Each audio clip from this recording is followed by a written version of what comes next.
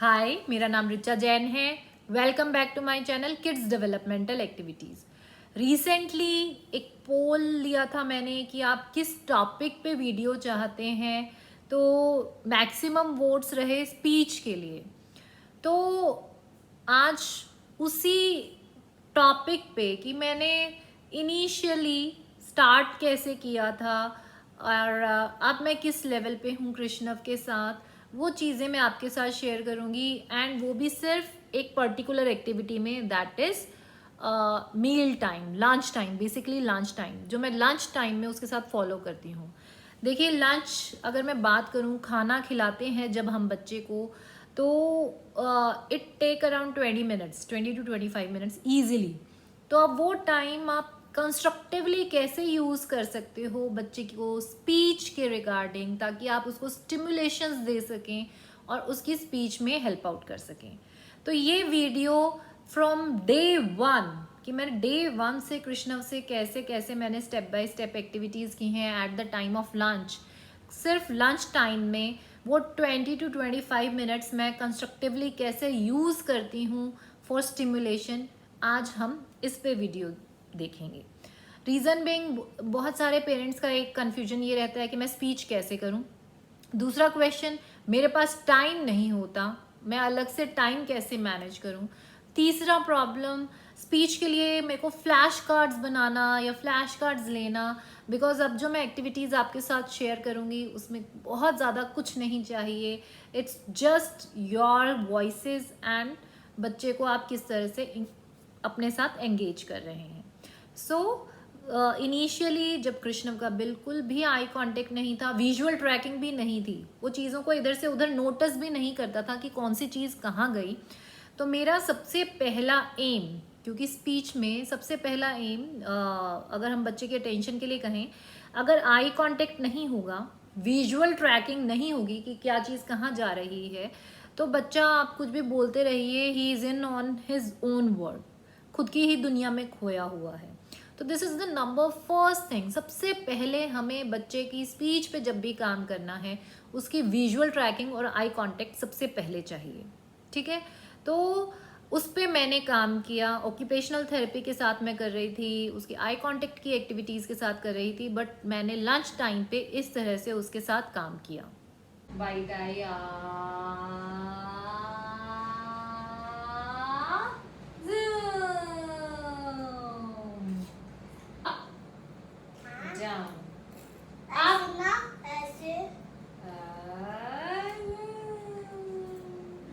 अब इसमें मैंने 2-3 उसको स्टिमुलेशंस दिया।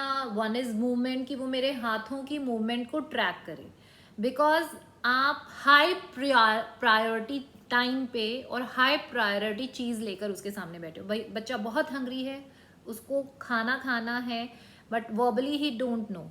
तो अब क्या होगा, वो खाने की तरफ अटेंशन देगा, क्योंकि उसको भूख लगी है और उसको पता है कि मेरे को ये खाना है, तो वो अटेंशन देगा, आपकी तरफ नहीं देगा, वो खाने की तरफ देगा। तो उसी हाईएस्ट प्रायोरिटी को यूज़ करके मैंने स्पून में खाना लेके इस तरह से मूवमेंट दी, क्योंकि अब उसको भूख लगी है तो वो उसको ट्रैक करेगा, तो विजुअल ट्रैकिंग आएगी उसकी। और साथ में मैंने वर्बल स्टिमुलेशन, क्योंकि अभी बच्चा बोल नहीं रहा है, कृष्णा अब बोलता है बट उस टाइम नहीं बोलता था, तो मैं क्या करती थी, एरोप्लेन आया आया जूम, तो उसमें क्या हुआ, हमने एक स्टिमुलेशन दिया साउंड का। क्योंकि इनिशियल जब हम स्पीच स्टार्ट करते हैं, मैंने इस पर एक ऑलरेडी सीरीज़ बनाई हुई है कि अगर बच्चा नॉन वर्बल है तो किस तरह से हमें स्टिमुलेट करना है, उसका लिंक मैं डिस्क्रिप्शन बॉक्स में डाल दूंगी। आप प्लीज़, अगर आपके बच्चे नॉन वर्बल हैं, अभी वर्ड्स नहीं हैं, प्रॉपर साउंड्स नहीं निकाल पा रहे हैं, तो वो वीडियोस जाकर देखिएगा। तो अब इसमें हमने आ की साउंड को उसमें स्टिमुलेट किया। अभी बच्चा बोल नहीं रहा है, but we are giving stimulation. Visual tracking आई। सेकेंड चीज मैंने क्या किया, कोई भी मोशन में, आप सर्कल मोशन में ले सकते हैं, मैंने अप डाउन। तो this is a concept clarity, कि बच्चा अपने फूड को ट्रैक कर रहा है, आप ऊपर जा रहा है, नीचे आ रहा है, you can make fun voices. तो इस तरह से काम किया। द नेक्स्ट थिंग, अब विजुअल ट्रैकिंग आ गई, उसके बाद कृष्णव की मैंने 10-15 डेज ये चीज़ किया। विजुअल ट्रैकिंग आया कि वो अब सिर्फ खाने को नहीं और चीज़ों को भी ट्रैक करने लग गया। ये सिर्फ इस एक्टिविटी से नहीं होगा, आप ऑक्यूपेशनल थेरेपी साथ में फॉलो करेंगे तो ज़्यादा इजीली पॉसिबल है। फिर क्या हुआ, अब मैं उसको साउंड के लिए स्टिमुलेट करती, विजुअल ट्रैकिंग आ गया। Now what will I do कि जब तक वो अपना माउथ ओपन नहीं करेगा, I will say open your mouth ah. तो दिस इज, आपने उसको वर्बल प्रॉम्प्ट दिया आ से आ। अब उसने ओपन योर माउथ में ओपन कर लिया आ, ओपन योर माउथ, साउंड नहीं है। अब साउंड नहीं है तो आपने उसको बाइट नहीं देनी, आपको उसको मैंड के थ्रू, यानी कि जब तक वो आ नहीं बोलेगा आपने मुंह में बाइट नहीं देनी है। तो दिस इज मैंड, कि आपने उसको प्रेशराइज किया कि you have to make voice, आपको साउंड प्रोड्यूस करना है।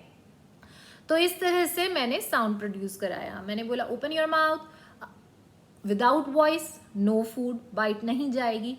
ओपन योर माउथ आ, तो बाइट जाएगी।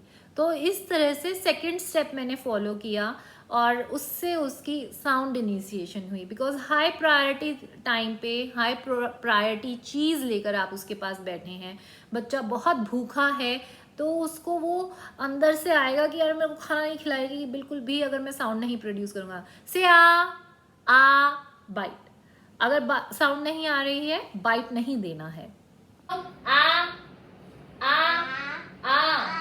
हाँ कृष्णा।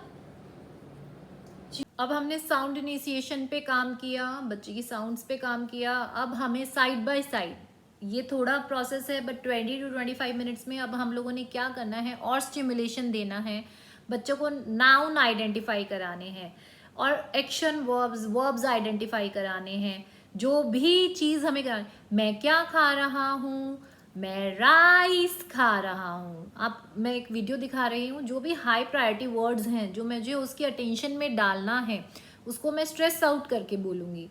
साथ ही साथ अभी हमें लगेगा क्या है इतना यूज़ बोलने का, बट बिलीव मी जब आप ये कंटिन्यूअसली बोल रहे हैं तो वो उस चीज़ को रिलेट कर पा रहा है कि खाना दे दो, भूख लगी, क्या खाना, राइस, रोटी। ये जो हम सिखाना चाहते हैं बच्चों को, वो चीज़ें जब हम अपनी स्पीच में इंक्लूड करते हैं कुछ भी काम करते हुए और बहुत सिंपल लैंग्वेज रखते हैं, तो बच्चे बहुत जल्दी उसको अंडरस्टैंड करते हैं।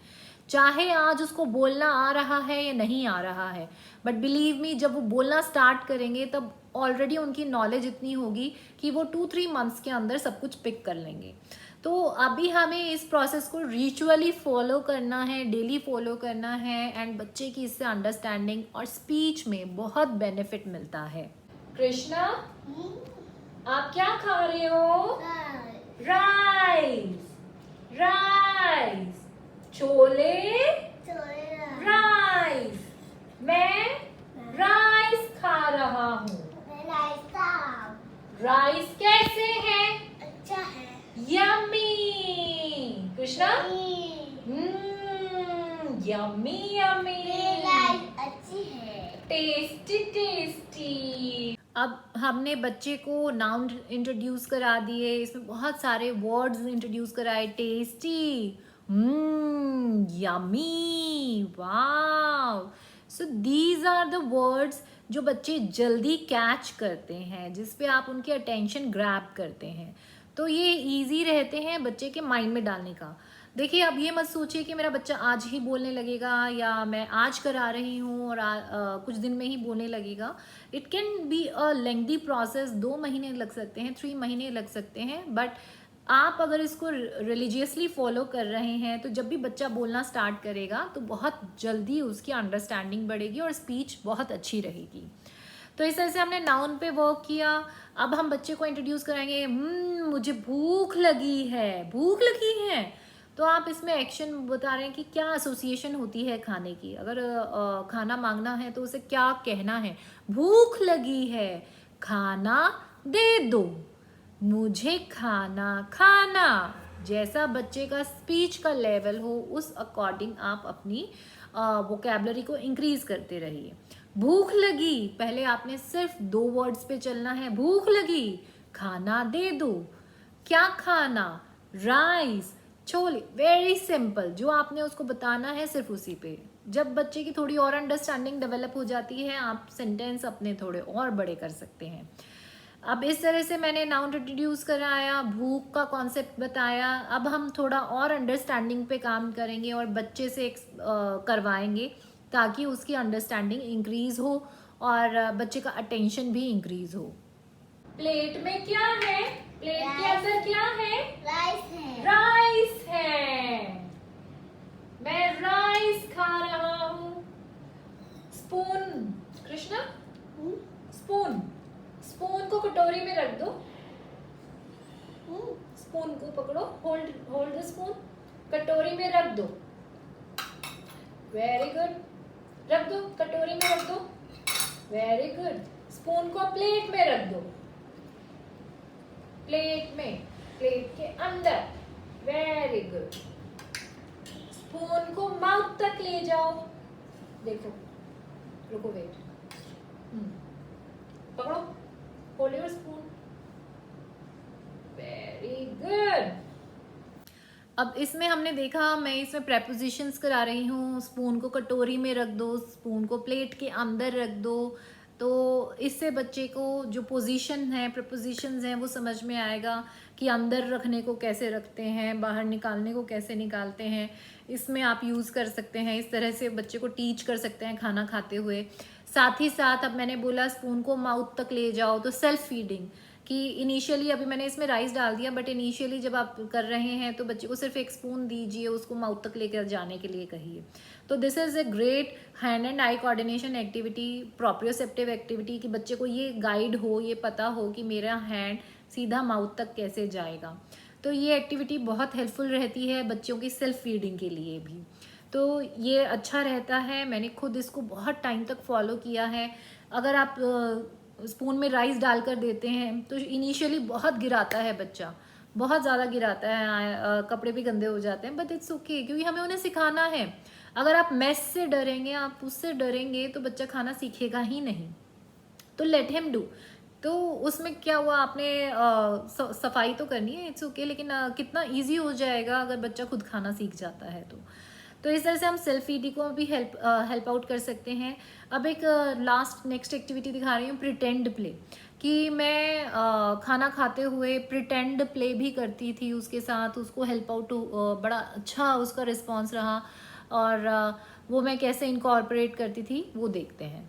ओके, बेबी को खाना खिलाएंगे। बेबी को भूख लगी है। क्या लगी है? कहाँ लगती है भूख? टमी में। टमी में। कृष्णम की टमी कहाँ है? आ, ओपन योर माउथ। आ से आ। ओके, अब किसकी टर्न है? बाइट कौन लेगा? बेबी की टर्न है। बेबी को खाना खिलाने। से बेबी खाना खा लो। बेबी खाना खा लो। Very good, yummy. कृष्ण कैसा है खाना? यम्मी। अब किसकी टर्न है? कृष्ण की, आपकी। Very good, close your mouth. So इस तरह से मैं कृष्ण के लंच टाइम पे उसको प्रिटेंड प्ले भी कराती थी, जिसमें बहुत बेनिफिट मिला मुझे उसकी लैंग्वेज डेवलपमेंट में, अंडरस्टैंडिंग में, टर्न टेकिंग सिखाने में, सोशल चीज़ें कराने में। ये मैंने छोटा सा वीडियो शेयर किया है जो मैं लंच टाइम पे करती थी। इसको मैंने बहुत एलैबोरेटेड तरीके से भी किया है। मैं डाइनिंग पे एनिमल्स को बिठा देती थी और उनके साथ मैं पूरा रोल प्ले किया करती थी। तो वो कभी मैं फ्यूचर में बनाऊंगी, but this is the smallest role play जो आप इनिशियली बच्चों के साथ कर सकते हैं फॉर देयर अंडरस्टैंडिंग। बहुत अच्छा इफेक्टिव रहा मेरे लिए, तो ये आप लोगों के लिए भी बहुत यूज़फुल रहेगा। अब नेक्स्ट चीज़ जो मैं फॉलो करती थी लंच टाइम पे, अभी भी करती हूँ, स्टोरी टेलिंग। अगर मैं बात करूँ, बाकी टाइम मेरे पास इतना टाइम नहीं हो पाता, 2 घंटा उधर लगाना है, 1 घंटा उधर लगाना है, तो टाइम कैसे स्क्वीज़ करूँ? स्टोरी टेलिंग भी करना है, तो लंच टाइम में वीक में 1-2 बार बुक्स लेके, स्टोरी बुक्स लेके मैं बैठ जाती थी। स्टोरी बुक जो होती थी वो ऐसी होनी चाहिए कि उसमें बिग बिग कलरफुल पिक्चर्स हों और कंटेंट थोड़ा हो। आप पिक्चर डिस्क्रिप्शन जो उसमें लिखा हो वो ज़रूरी नहीं है, आप अपनी तरफ से स्टोरी टेलिंग कर सकते हैं।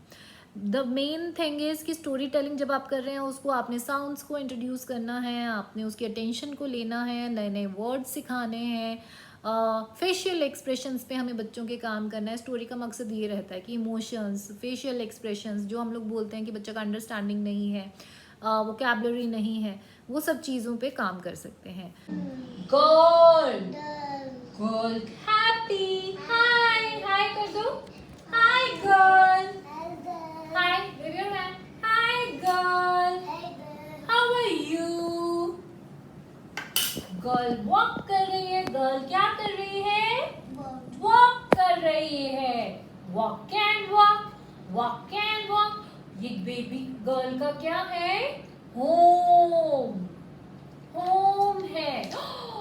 ये कौन आया, ओ कौन आया, वुल्फ आ गई। कौन आ गई, वुल्फ आ गई। वो क्या कह रही है, कैसे कर रही है। और इस तरह से मैं स्टोरी टेलिंग करती हूँ कृष्णव के साथ। कई बार कॉन्सेप्ट पे बातें करते हैं। और अब जो लेटेस्ट मेरा चल रहा है, बिकॉज अब उसको मैं काफ़ी सारी चीज़ें कर चुकी हूँ, इंट्रा वर्बल उसका अच्छा है, अब मुझे विजुअल एड्स की ज़रूरत नहीं पड़ती है इतनी। तो अब हम बातें करते हैं, बातें करना सिखाती हूँ उसको मैं लंच टाइम पे। ओ कृष्णव, आपने स्कूल में क्या खाया था, अब लंच में क्या खा रहे हो, कुछ खाना है आपको, क्या खाना है, कृष्णव ने को क्या पसंद है। these type of intraverbal communication so that he get fluent in this.